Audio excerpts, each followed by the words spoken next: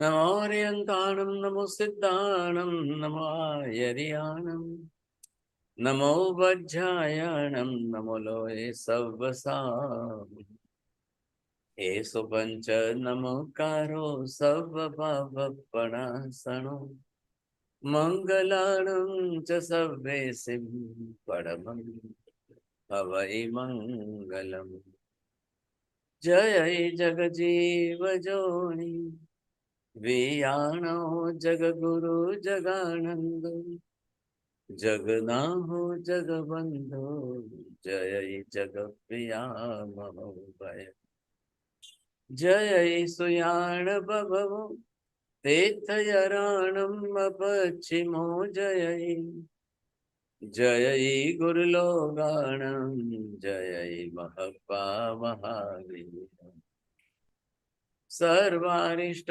प्रणाशाय सर्वाभीष्टार्थदायिने सर्वलब्धि निधानाय श्री गौतम स्वामिने नमः श्री सुधर्मा स्वामिने नमः अज्ञानतिमिरान्धनं ज्ञानाञ्जनशलाकया नेत्रमुन्मीलितं येन तस्मै श्रीगुरवे नमः।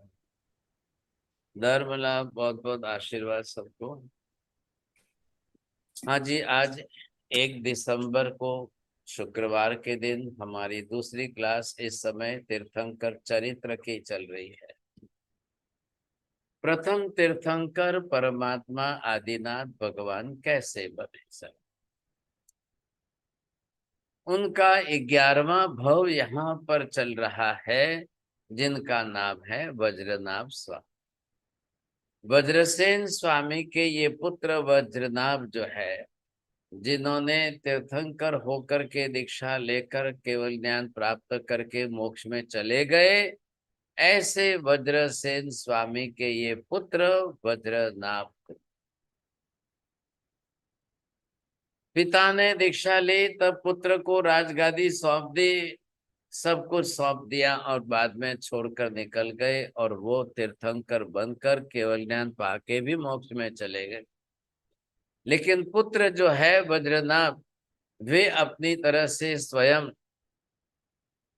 इस तरह से जो है अपनी साधना में आगे बढ़ने की कोशिश कर रहे हैं। तो यहाँ वज्रनाभ जी ने भी अपनी तरह से पहले ये लक्ष्य लिया, अब ये दीक्षा लेकर के साधु बन जाते हैं और साधु बन करके वज्रनाभ जी स्वयं जो है अपने जीवन में विश्व स्थान की साधना कर रहे हैं। कल हमने पहले पद अरिहंत पद की साधना की बात की थी। अरिहंत परमात्मा के जितने गुण हैं, प्रैक्टिकल लाइफ में हम उतने गुणों के आधार पर नमस्कार करना, मंत्र जाप करना, खमासना देना, स्वस्तिक बनाना, कायसर्ग करना, ये गुणवाची संख्या के आधार पर हम करते हैं। इसलिए अरिहंत के 12 गुण हैं, 12 खमासने, 12 कायोत्सर्ग लोगस का और 12 ही स्वस्तिक बना करके नमो अरिहंताणम पद की 20 माला गिनते हैं। 6 महीने तक अरिहंत पद की उपासना 20 उपवास से हो सकती है, 20 आयम्बिल से हो सकती है। आप जिसकी अवधारणा करो, जैसी धारणा बना लो कि मैं इस प्रकार करूंगा, इस तरीके से करूंगा, आप उसी तरीके से चलिए, वैसे ही करना है, वैसे ही चलना है सब। अब बात यहाँ क्या चल रही है कि जिस तरह से हमने अरिहंत पद की साधना कर ली, अब दूसरे पद में सिद्ध पद की साधना कर दी। दूसरा पद जो है सिद्ध पद आ रहा है, जो आत्मा मोक्ष में जाकर सिद्ध बन चुके हैं, अब वो वहां पर सिद्ध स्वरूप में रहते हैं और ये सिद्ध स्वरूप जो उनका जिस प्रकार का जैसा बना है, अब उनको अपनी तरह से सिद्ध स्वरूप का क्या स्वरूप है, क्योंकि हमें ध्यान साधना, जप साधना, कायोत्सर्ग साधना अलग अलग तरीके से अलग अलग पदों की करनी है। तो यहाँ गुणवाची ही संज्ञा से बनाया है। सिद्धों के भी गुण 8 है। क्यों 8 गुण है सिद्धों के? बोलिए मीना बहन जी। हाँ,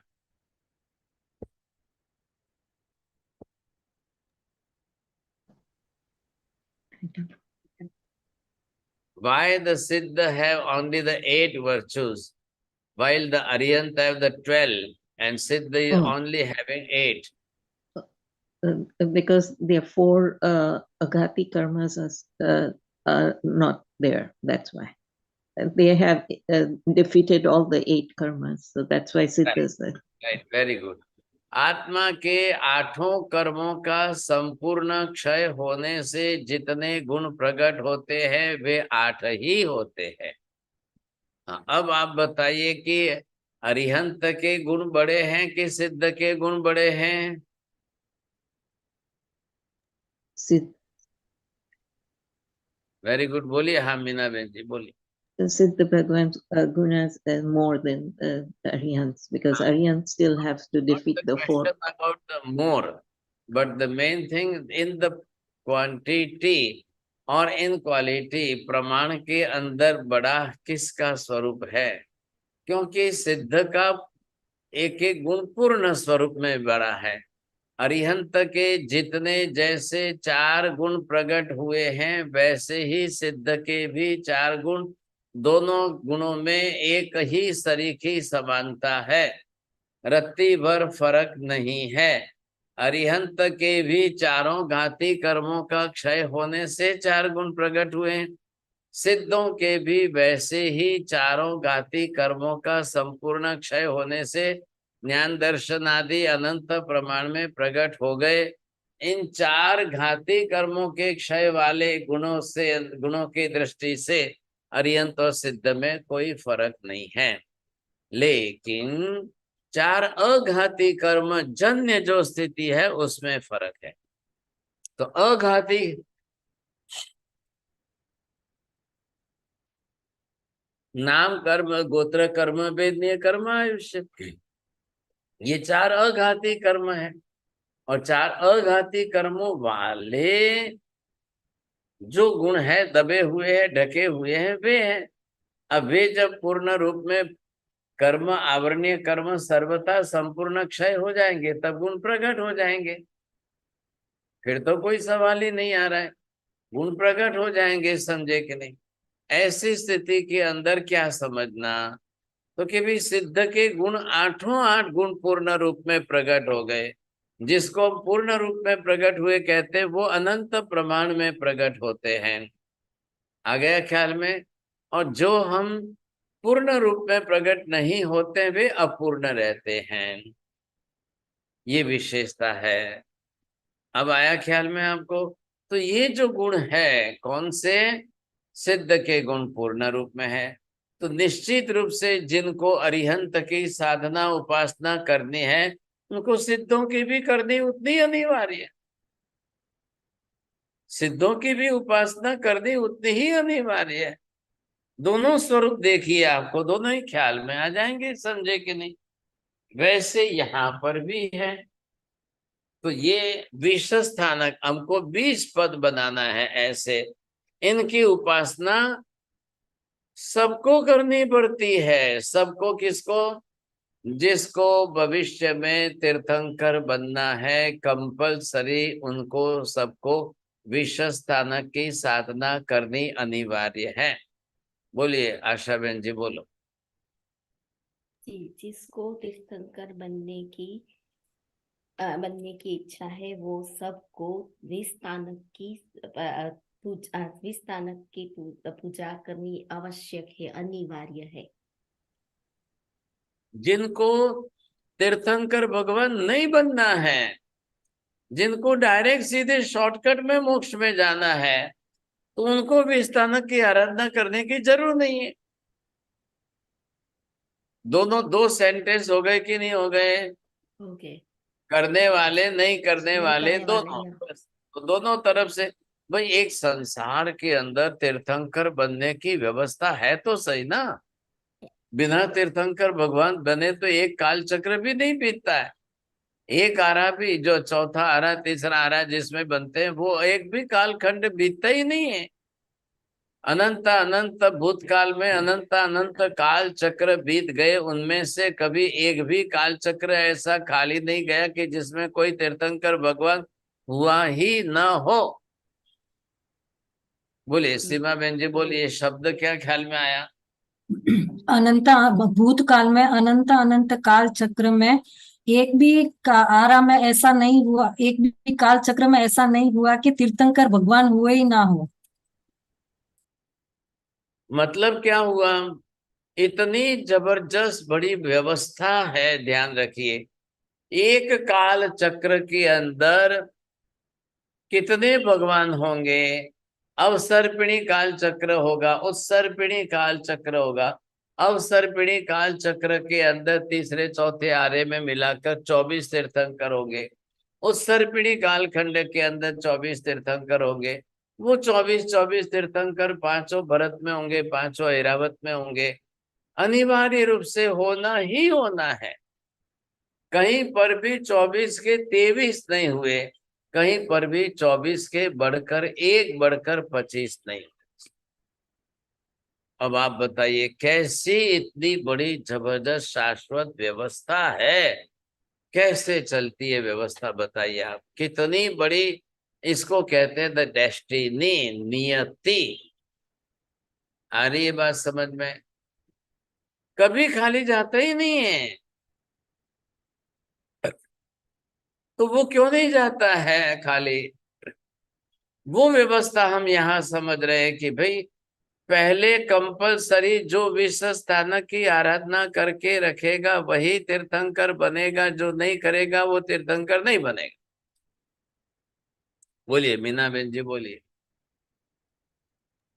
Whoever will do the Visthanak tapasya, then they only can achieve the Tirthanka Nam Karma. The other ones can not achieve it. Right. देखो अभी ये द्रव्यानुयोग नहीं है, इट्स इजी।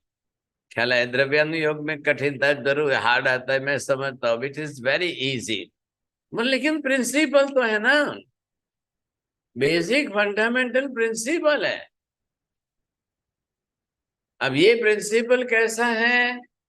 जिसको तीर्थंकर बनना है उसको तीर्थंकर बनने के पूर्व तीसरे भाव में ही विस्थानक की आराधना करनी है। चौथे पांचवे 10वें में अन्य तरह कहीं पर भी करे तो नहीं चलता है। बिफोर उसके तीसरे। अब तीसरा किसको कहते हैं? इधर देख करके आप समझ लो, ख्याल आ जाएगा आपको। ये भव जो है ना, अब यहाँ पर ये तीसरा आया। अब इसमें जिसको तीर्थंकर भगवान बनना है उसके पहले तो इसको ये गिनो, ये एक, ये दूसरा और ये तीसरा, ऐसे गिनिया। तो यहाँ पर इस जन्म के अंदर तो यहां से फिगर हम वहां ले गए। अब ये देख लो आप, ये पहला भव हो जाएगा। इसके पहले के जो हुए हैं उसकी बात अलग है। ये पहले जन्म है, उसको सम्यक दर्शन प्राप्त करना है, धर्म करना है, वो बात अलग हो गई। विस्थानक की आराधना यहाँ से करके वो कंपलसरी देव गति में जा करके देव भव में देवता बनेगा। वहां से चल करके तीसरे जन्म के अंदर वो तीर्थंकर बनेगा। बस ये निश्चित हो गया ऐसा। अब तीर्थंकर बन गए, अब वो यहाँ से सीधे अब वो मोक्ष में चले जाएंगे।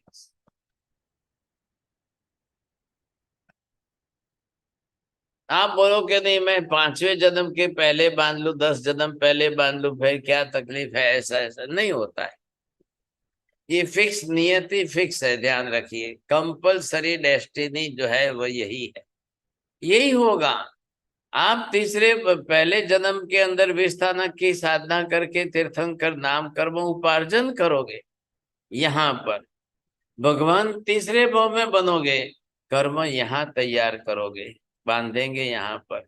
फिर इसके बाद आपको कंपल्सरी देवगति में जाना है। अब इसके एक्सेप्शन जरूर है कि हाँ साहब, जो उसके पहले नरक गति बांध ली तो बात अलग है। 99% तो यही व्यवस्था फिक्स है। अब ये यहाँ से चलने के बाद देव मरकर वापिस मनुष्य गति में आए, मनुष्य के रूप में जन्म ले, तब जाकर वो तीर्थंकर बनेंगे और तीर्थंकर बन करके मोक्ष में जाएंगे। ये फिक्स व्यवस्था हो गई।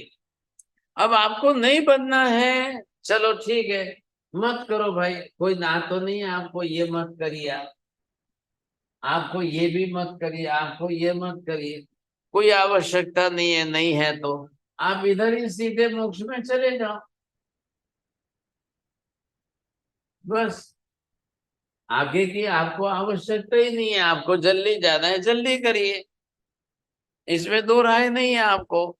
हाँ, अब किधर आपकी इच्छा कहाँ है, आपकी इच्छा होगी तो कंपलसरी आपको वही करना पड़ेगा। बोलिए मीना बहन जी, बोलिए, पूछिए। Yeah, so what are the 12 gunas of the Arihant? Because those are the who, that is different thing, हाँ, अलग से है। अभी हम यहाँ पर ये पहले नियम समझ लो। बोलो अंसा बेन, नियम ख्याल આવી ગયો? હા સાહેબજી, સમ્યક દર્શન જ્યારે બી પ્રાપ્ત કરે એ પછી ભલે ગમે ત્યારે, પણ તીર્થંકર બનવાનું જે ભાવમાં હોય એના આગળના ત્રીજા ભાવમાં તે વિસ્થાનકનું તપ કરશે અને તીર્થંકર નામ કર્મ ઉપાર્જન નિકાચિત ત્યારે જ કરશે। बस बरोबर है। और जब निकाचित यहाँ करोगे तो आप तीसरे भाव में तीर्थंकर कंपलसरी बनोगे। आपको नहीं करना है, आप पहले ही मोक्ष में जा सकते हो। आपको जो भी है चांस दोनों है। अब बोलो इलाबेन जी, आपको कहाँ कि तीर्थंकर भगवान बन के जाना है कि बिना बने डायरेक्ट जाना? चलो अब ये समझ गए। बोलिए मीना बेन जी, आपको आपके फ्रेंड के साथ जल्दी डायरेक्ट जाना है कि फिर तीर्थंकर बन के जाना है? and I think go directly, because with Tirthankar then you have to continuously give sermons. Right. Nata ji बोलिए, आज सबने बंद रखे हैं, सब वीडियो ही बंद रखते हैं, क्या करें, कोई खोलने को ही तैयार। बोलिए किसको, नाटा जी है इच्छा आपकी? नहीं। राकेश जी, नरेंद्र जी, इनका भी बंद है। अच्छा ये देखो, इतने बात की तो इन्होंने वीडियो खोल के हाँ भर दी। क्या करना है, कैसे जाना है आपको खुशबू बहन जी? जी मुझे अरियन बन के दूसरों का भी उद्धार करके फिर अपने जाना, दूसरों को चलो भी चलो, उद्धार। बहुत अच्छी बात है। फिर आपके बेटे का क्या करेंगे? वो भी जाएगा मेरे साथ ही, और मेरे साथ मतलब वो जो है वो क्राउड भी चलेंगे। अरे वाह, चलो उसको भी आपके साथ ले जाओ। अब यहाँ पर ये देखना है आपको कि आप क्या करते हो, उस पर आधार है। तीर्थंकर बनने वाले जीवों की मूल पोटेंसी बहुत अलग होती है। एक गुजराती कहावत है, आपने सुना हो तो बोल दूं मैं, पुत्रना लक्षण घोड़ियाમાં જ प्रगट થઈ જાય છે। पारना पारना बोलते हैं ना घोड़िया में। अब घोड़िया में से, बुल में से पहचान लो कि हाँ साहब ये कैसा होगा भविष्य में, वैसी बात यहाँ पर है। तो ये जो स्थिति है सबकी अलग अलग है। अब कौन किस प्रकार का, कौन किस प्रकार का, वो बात अलग हो गई। जिनको जो करना है, इधर देखिए, आत्मा को भगवान तीर्थंकर बनने की प्रक्रिया जैन धर्म ने पूरी तरह से स्पष्ट बता दी, और उसके लिए है 14 गुणस्थान का क्रम है, समझेंगे। अब जैसे ही कोई टाइम स्लॉट खाली होगा तो गुणस्थान का स्वरूप शुरू करेंगे हम। तो यहाँ पर आप देख रहे हो इस तरह से कि ये जो प्रक्रिया है, तो तीर्थंकर बनना है तो आपको तीर्थंकर नाम कर्म उपार्जन करने के लिए विस्तानक की आराधना कंपलसरी है। अब इसका मतलब क्या सिद्ध हुआ? बीते अनंत भूतकाल में विस्तानक की तपश्चर्या शाश्वत है, त्रिकाल नित्य है। अनंत अनंत भूतकाल के पहले भी लोग विस्तानक की साधना करते आए, तभी तीर्थंकर बने हैं। ऐसे ही कोई नहीं बन गए हैं। आया ध्यान में आपको? इसी तरह से चलना है यहाँ पर। तो जब ये तीर्थंकर भगवान की साधना है, अब उनको बनना ही है। इन्होंने ठान लिया है, वज्रनाभ मुनि ने ठान लिया है। इन्होंने विष्ठानक की आराधना प्रारंभ कर ली है।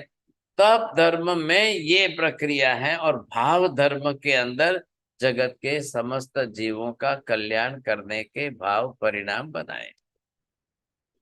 मैं सब जीवों का कल्याण करना चाहता हूँ, सबकी पाप प्रवृत्ति बंद कराना अच्छा है, सबको सम्यक दर्शन कैसे मैं प्राप्त कराऊं, मैं इसके लिए निमित्त कैसे बनूं। ये बहुत बड़ा लक्ष्य लेकर कोई साधना करता है, तभी ये संभव है, नहीं तो संभव नहीं है सब। अरे ये बात ख्याल में सब, ये जो विशेषता बताई है, अब इस विशेषता को लेकर के आप चलिए। तो ये जो है इनका स्वरूप यहाँ समझाया। अब आप ये सोचिए, इनके स्वरूप को लेकर के चलते हैं। अब तीसरे पद की आराधना में इनको करना है, ये तीसरा पद जो है प्रवचन पद है। भगवान जो समव शरण में देशना देते हैं उसको प्रवचन पद कहते हैं। तीसरा पद जो है प्रवचन पद, मतलब क्या हुआ? अब तीर्थंकर भगवान देशना देते हैं, उनसे जितने आत्माओं का कल्याण होता है, उतना कल्याण जगत में अन्य किसी भी तरीके से होना संभव ही नहीं है। अरे ये ख्याल में बात बोलिए, आशा बहन बोलो। हाँ, तीर्थंकर पद पर प्रवचन जो देशना देते हैं, उसमें जितने जीवों का कल्याण होता है, इतना कल्याण किसी भी आराधना से नहीं होता। तो अब ये प्रवचन पद है। पहले आपको तीर्थंकर भगवान की देशना सुननी है। समवसर में बैठ करके भगवान की देशना सुनो। जहां जहां प्रवचन चलते हो वो चुना है, सुनना है। और फिर उनके प्रति ऐसी भावना धारणा, मैं प्रवचन कैसे दूं और मैं कैसे जगत के जीवों का कल्याण करूं, मैं ऐसा समझाऊं लोगों को। भगवान का वचन, प्रकृष्ट वचन जो है, मैं ऐसा वचन जगत को दूं, मैं ऐसा जगत को समझाऊं, इस प्रकार का समझाऊं, आखिर उन जीवों को सम्यक दर्शन तो कम से कम हो ही हो। ये विशेषता तो इनको लानी ही लानी है सब। अब ये हमें करनी पड़ेगी, समझे कि नहीं? तो प्रवचन पद जो है बहुत उत्कृष्ट पद है सर, बहुत उत्तम पद है।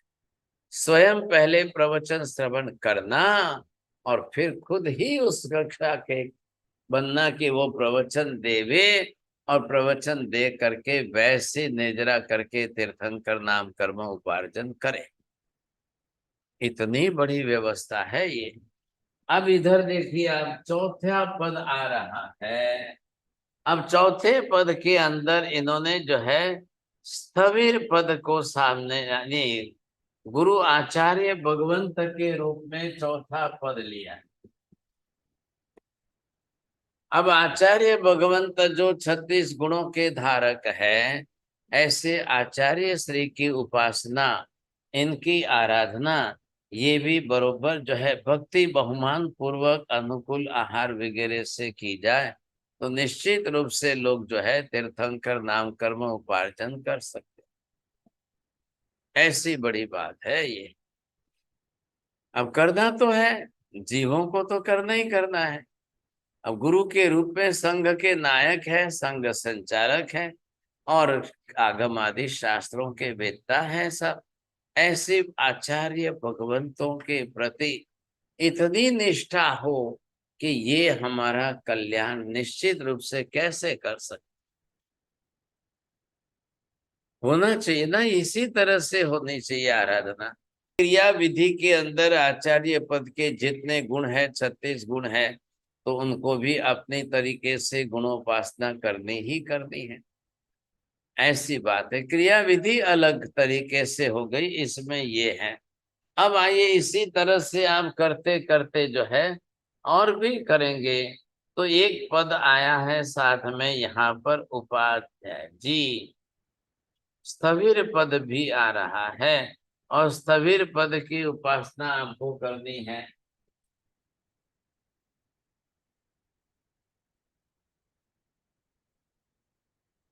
हाँ जी, ये स्थविर पद की साधना क्या है? तो यहाँ पर बताए कि जिनको दीक्षा लिए 20 वर्ष से ऊपर का समय बीत गया है, 20 वर्ष से ज्यादा का चारित्र पर्याय उनका हो चुका है, ख्याल आया?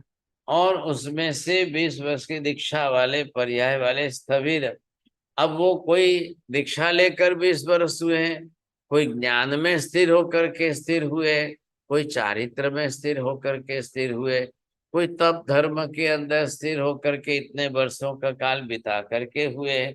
ऐसे जो है वो अलग अलग तरीके से होते हैं। तो यहाँ पर जो है इतनी 60 वर्ष की उम्र वाले स्थविर, क्षाणांग संभायंग आदि आगम के जानने वाले, उनको कहते हैं श्रुत स्थविर। अब किसी को वय स्थविर नाम दिया है, किसी को श्रुत स्थविर नाम दिया, किसी को पर्याय स्थविर नाम दिया है। ऐसे शास्त्रों में आगम में अलग अलग प्रकार के नाम आते हैं, ख्याल आया? अलग अलग नाम से ये पहचाने जाते हैं। इसी तरह और से साहब जी स्थविर मतलब? मैंने कहा वृद्ध हो चुके, बुजुर्ग हो चुके, लेकिन किस में? कोई उम्र से, कोई चारित्र लेकर पर्याय से, कोई ज्ञान से, अलग अलग प्रकार के स्थविर कहे गए हैं। मतलब 20 वर्ष से ज्यादा जिनको दीक्षा लेकर हो गए, ऐसे वृद्ध हो चुके बड़े बुजुर्ग, उनके नाम से लिया जाता है। ये है यहाँ पर जो है, आप देखो छठा पद यहाँ पर उपाध्याय जी का। उपाध्याय जी को बहुश्रुत कहते हैं, बहुत सारे शास्त्र ग्रंथों के अभ्यास करने वाले पढ़े लिखे हैं, इसलिए ये नाम दिया गया है उनको, ख्याल आया? अब इसी तरह से बहुश्रुत, हाँ जी, उपाध्याय जी महाराज का काम क्या है? बस उनका तो एक ही लक्ष्य दिया है, पढ़े पढ़ावे, खुद स्वयं पढ़ते जाए, शास्त्र पढ़े, ग्रंथ पढ़े, आगम पढ़े, अपने साधुओं को पढ़ाते जाए, सबको देशना देना है, वाचना देना है। आप वाचनी बोलते हैं ना, पाठ देना, उनको आगम शास्त्र सिखाना, समझाना, ये सारा कार्य जो है उपाध्याय जी का है। कल कोई भी दीक्षा ले ले, आचार्य श्री के पास दीक्षा ले ले, लेकिन उनको पढ़ाने लिखाने का काम तो उपाध्याय जी करेंगे। ऐसे है। तो जैसे वो कहते हैं ना, शिल्पी जो होता है, तो शिल्पी क्या छैनी हथौड़ी लेकर के पत्थर को तराशता है, तब एक प्रतिमा बनती है। वैसे ही यहाँ पर जो है, ऐसे पत्थर को तराशना, एक एक शिष्य को इस तरह से तराशे, तब जाकर के वो भी बड़े महान विद्वान बन सके, तैयार हो सके, ऐसी इनकी कक्षा है। ये बात की गई है। अब यहाँ पर जो है साथ में 7वें नंबर पर आए सब।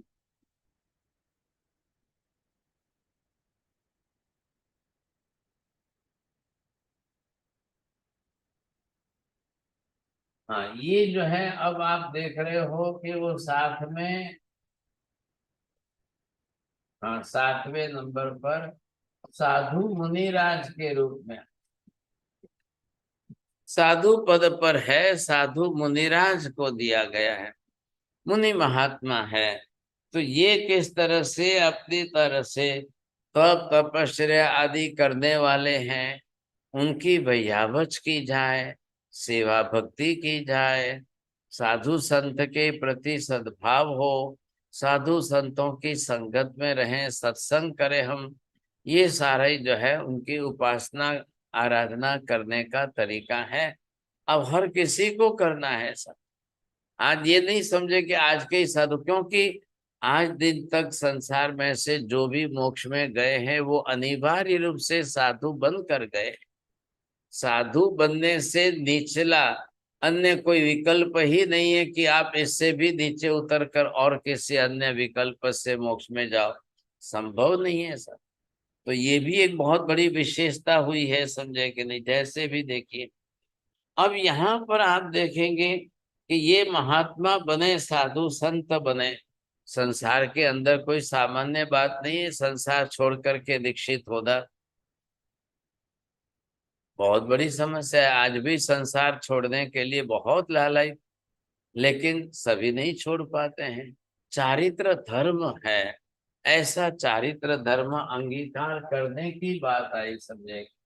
हाँ, अब आप सोचिए, समझे कि नहीं, ये 8वें पद के अंदर ज्ञान पद की साधना है। ऐसा ज्ञान पद है ना, ज्ञान आत्मा का गुण है। अब गुण की उपासना भी तो करनी चाहिए। वाचना, प्रचना, अनुप्रेक्षा, परावर्तना, धर्म कर्ता, ये सब ज्ञान के आचार है। आप लोग देखिए, रोज आते हो, पढ़ते हो, सीखते हो, ये क्या है? ये ज्ञानाचार है। हम इधर उधर की कोई बात नहीं करते हैं, कोई भी फालतू बात में एक मिनट नहीं बिगाड़ते हैं। तो कोशिश कर रहे हैं कि भी शुद्ध आत्मा के लिए ज्ञानोपासना अच्छी हो, ज्ञानाचार है ये। तो ज्ञान धर्म की है, तो इसके अंदर लक्ष्य दे करके अगर हम बरोबर करते हैं तो ज्ञान की उपासना भी की जाती है। आगम है, शास्त्र है, 45 आगम शास्त्र है। इन सब आगम शास्त्रों का अभ्यास करना है, सद्भाव, पूज्य भाव, आदर, रिस्पेक्ट से जो है। आज केवल ज्ञानियों का सारा ज्ञान जो है वो आगम शास्त्रों में ही बराबर है। जितना परमात्मा ने देशना में दिया, उपदेश में दिया, वो सारा ज्ञान तो इसी में सन्निहित है। ये विशेषता दी यहाँ पर।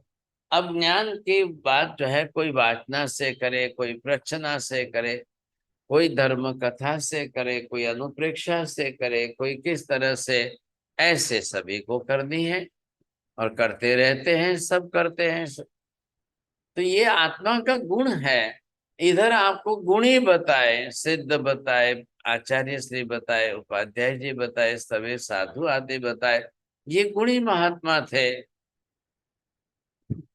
अब यहाँ पर इस प्रकार के गुणी महात्मा की वंदना। अब आप ये देखिए कि ये तो है ही है साथ साथ में।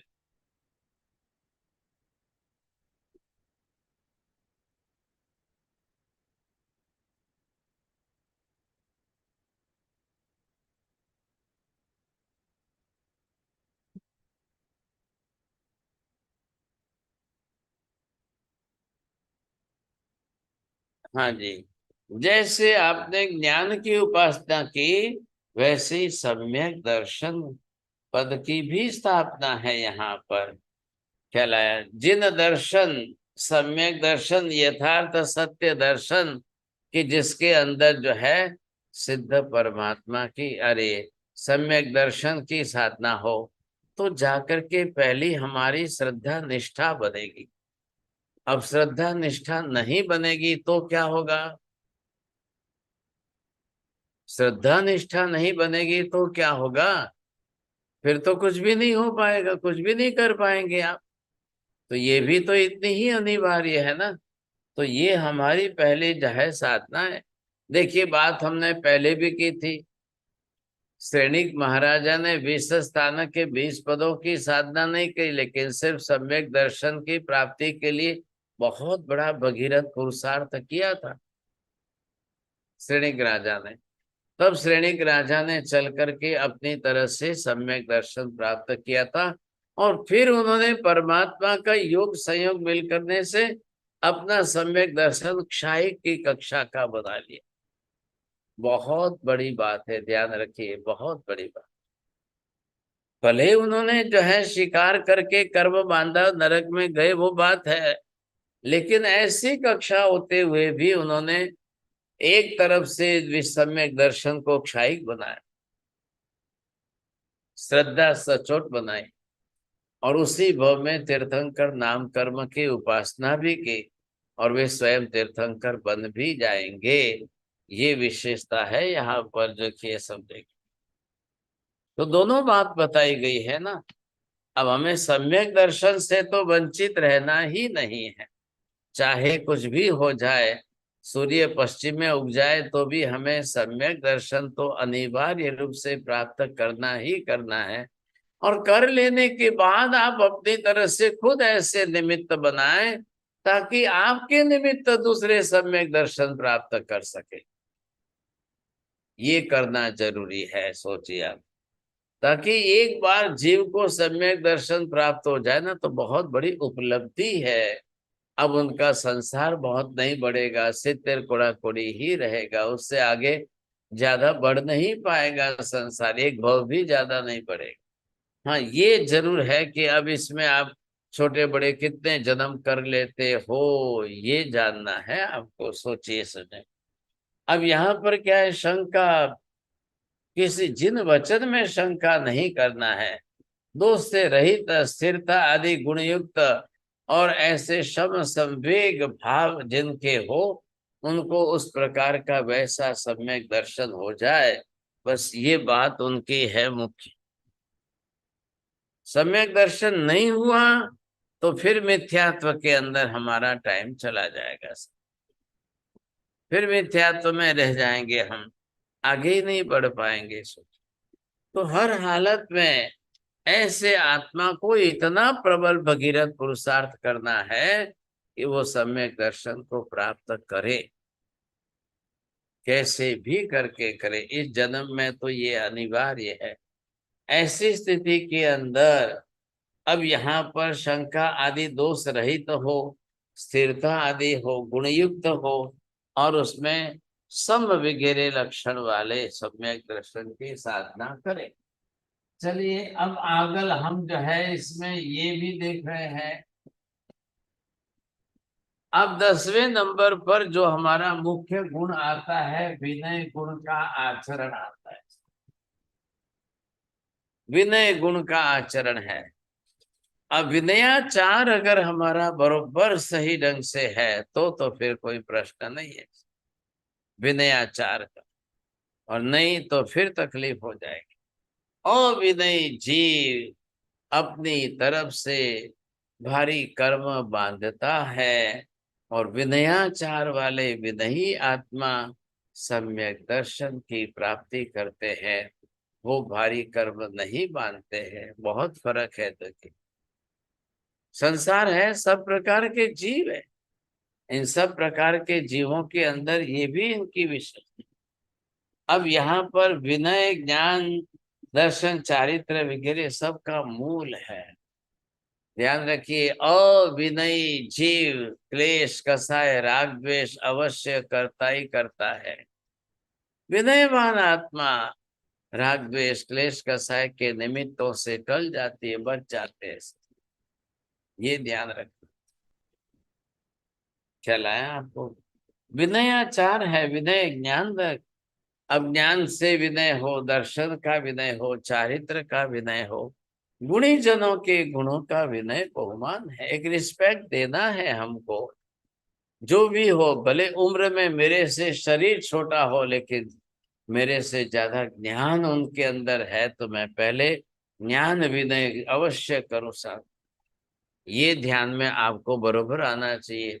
दर्शन विनय आ जाए, चारित्र विनय आ जाए, परमात्मा के प्रति सद्भाव आ जाए, अहो भाव पूज्य भाव प्रकट हो जाए, ये भी इतना ही जरूरी है। सुने,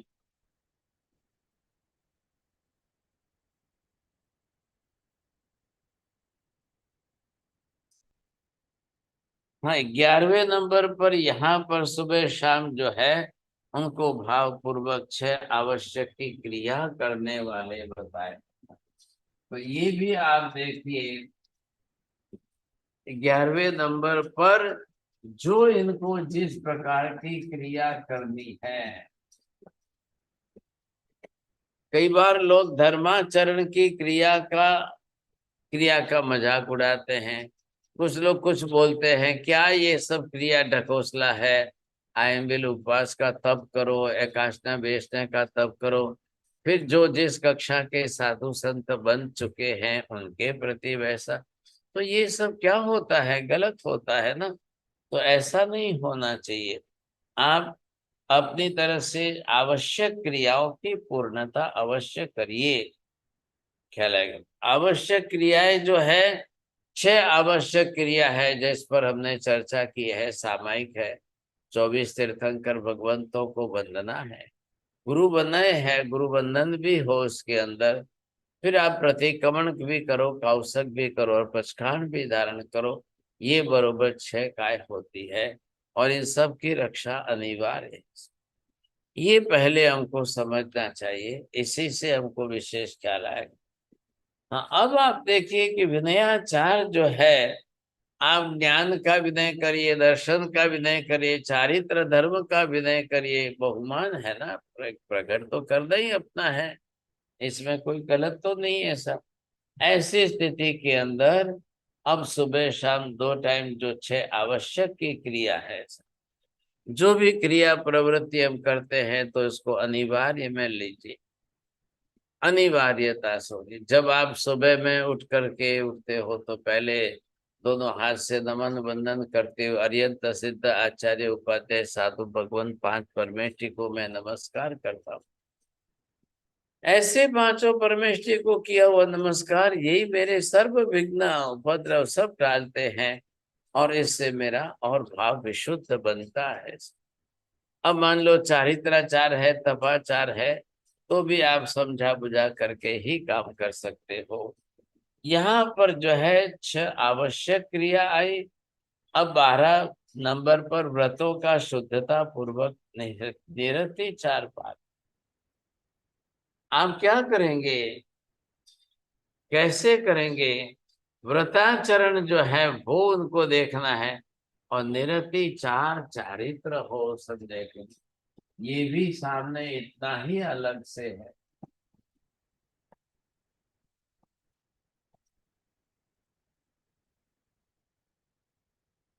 चारित्राचार में क्या आता है? हमारी सामायिक औषध प्रतिक्रमण की सारी क्रियाएं चारित्राचार है, सबके अंदर यही है। अब यहाँ पर जिस तरह से चारित्राचार का स्वरूप कितना शुद्ध स्वरूप होना चाहिए, क्योंकि जगत के जीवों का कल्याण करने में चारित्र सक्षम। जिसने भी चारित्र से ग्रहण किया, दीक्षा ग्रहण करी है, तो उनके लिए 5 महाव्रत है, 6ठा व्रत है, 7 जीवन का भी है। लेकिन व्रत आचरण रहित कोई नहीं होता है। व्रताचरण जो है बिल्कुल अनिवार्य रूप से सबके लिए है, ऐसा समझिए आप। हाँ, अब इसी तरह से जो शुक्ल ध्यान आदि व्रतों का शुद्धता पूर्वक निरतिचार पालन करो। और शुद्धता पूर्वक जो है निरतिचार पालन कैसे होगा, और फिर उसके बाद शुक्ल ध्यान से समझने योग्य सार्थक करके ऐसी स्थिति के अंदर कहाँ किस प्रकार से है, कहाँ किस प्रकार से है, ये बात हम यहाँ पर समझ रहे हैं। देखिए, मैं एक बात आपको करना चाहता हूँ, कल परसों भी करनी थी लेकिन ध्यान नहीं रहा। यहाँ पर अगले सप्ताह 8, 9 और 10 दिसंबर, 8, 9 and 10 December, next Friday, Saturday and Sunday, 3 दिन का यहाँ सेमिनार रखा है। और सेमिनार के अंदर गणधरवाद का विषय लिया है। ओनली 5 गणधर, सिर्फ फर्स्ट 5 गणधर, और उनके सब्जेक्ट क्या है, उनका विषय क्या है, किस डाउट पर वो खड़े हैं, और फिर वो शब्द जो है वो गुणवाची विशेषण जो है उनका कैसा चढ़ाया गया है। तो यहाँ पर आपको जो दिख रहे हैं वो अलग अलग गुण हैं, समझे। इन गुणों के स्वरूप का अभ्यास करिए आप और इनके ऊपर बताई बात। तो जो भी हो बख्शाली, अपनी तरफ से एक लेख लिखिए आप, और सेमिनार के अंदर आप भी सेट हो सको। ऑनलाइन भी रखेंगे, ऑफलाइन भी रखेंगे, जिनको भी जुड़ना है। फ्राइडे, सैटरडे एंड संडे, 3 दिन का जो है यहाँ पर ये डिजिटल रखा है। और जो भी कोई महानुभाव जहां से भी जुड़ेंगे वो जुड़ सकेंगे। और देखिए, मैंने बताया आपको, पहले गणधर इंद्रभूति गौतम का आत्मा को सर्वथा मानना ही नहीं निषेधवाची है। इस विषय पर हमने 10 प्रश्न अलग से बनाए कि हाँ, आप इसमें से किसी भी वस्तु को, एक विषय को लेकर के आत्म द्रव्य की सिद्धि करिए। तो ये आप कर सकते हो। आप गणधरवाद वाले जो भी काफी पढ़े हैं, सीखे हैं, अब हो गए सब, आप भी देख रहे हो 223 या 224 क्लासेस हो गए। तो कम से कम विपुल भाई को भेजिए आप अपनी रिक्वेस्ट, उनको बोलिए हम लिख रहे हैं, आप हमको जो है ये वीडियो भेजिए, हम इसमें से पढ़ लेकर सीख करके जरूर उत्तर देंगे साहब। तो ये एक आपको आना चाहिए, वैसी बात है। ख्याल है मीना बहन जी, गणधरवाद के ऊपर यहाँ नेक्स्ट फ्राइडे से सेमिनार स्टार्ट होगा, और उसके लिए आप लोग सब गणधरवाद में बैठते हो, स्टडी करते हो, जानते हो, तो आपके लिए बहुत इजी काम है। आप अगर आ सकते हैं तो ठीक है, नहीं आ सकते हो तो फिर वहां बैठे आप जो है पार्टिसिपेट जरूर करें, कि जिस तरह से आपको किसी भी विषय पर डाउट हो। पहले इंद्रभूति गौतम थे, उनका विषय है आत्मा है ही नहीं था। अब दूसरे आए गणधर जो है, उनके ही भाई हैं अग्निभूति स्वामी जी जो है, उनको भी विशेष प्रकार से आहार पानी के अंदर समझाया गया, समझे। तीसरे नंबर पर आए यहाँ पर जो है साधु साध्वी जी आए, सुनने, उनको भी ले गए, उनको भी पूछा गाछा, उनको उन्होंने भी अपनी तरह से जो इच्छा थी वो व्यक्त करके कह दी, तो काम नहीं बना। ऐसी स्थिति के अंदर इन तीनों पैर वालों को जो है विशेष रूप से समझाया गया है, बहुत विशेषता से समझाया है, ताकि उनके भी कर्म निजरा हो और ऐसे निरर्थक कर्म बांधने की नौबत न आए। तो यहाँ पर देखिए, हम गणधरवाद का विषय है वो आप समझ सकते हो, अभी चल ही रहा है, काफी लंबे टाइम से चल रहा है, साल भर से ज्यादा बीतने आया है।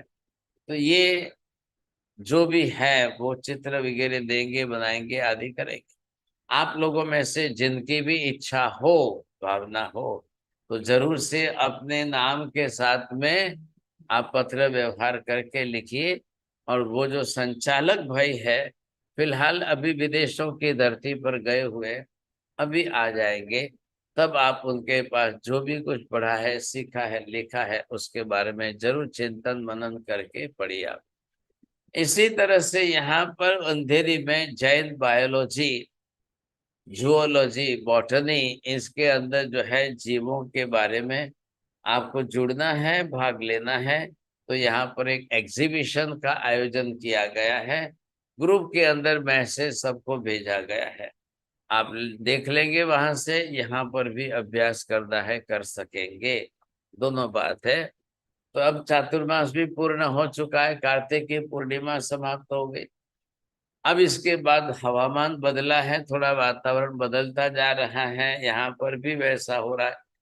तो यहाँ पर जिस तरह से जो व्यवस्था चल रही है वो चल रही है।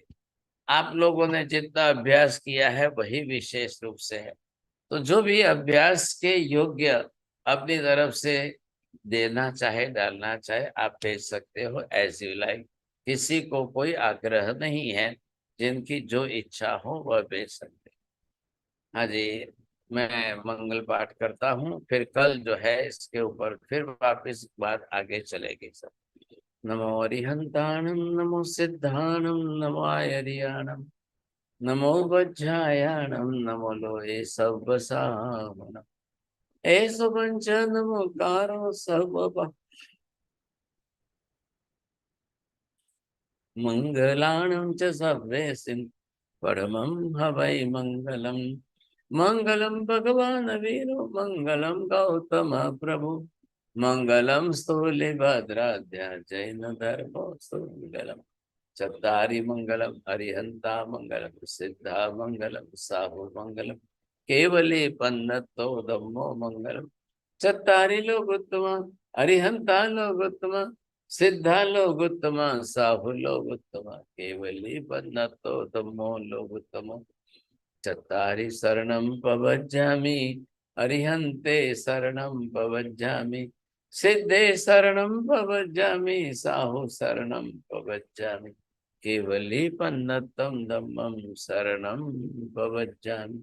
सर्वमङ्गलमाङ्गल्यं सर्वकल्याणकारणं प्रधानं सर्वधर्माणां जैनं जयति शासनम्। हाँ जी, बहुत बहुत धर्म लाभ, आशीर्वाद सब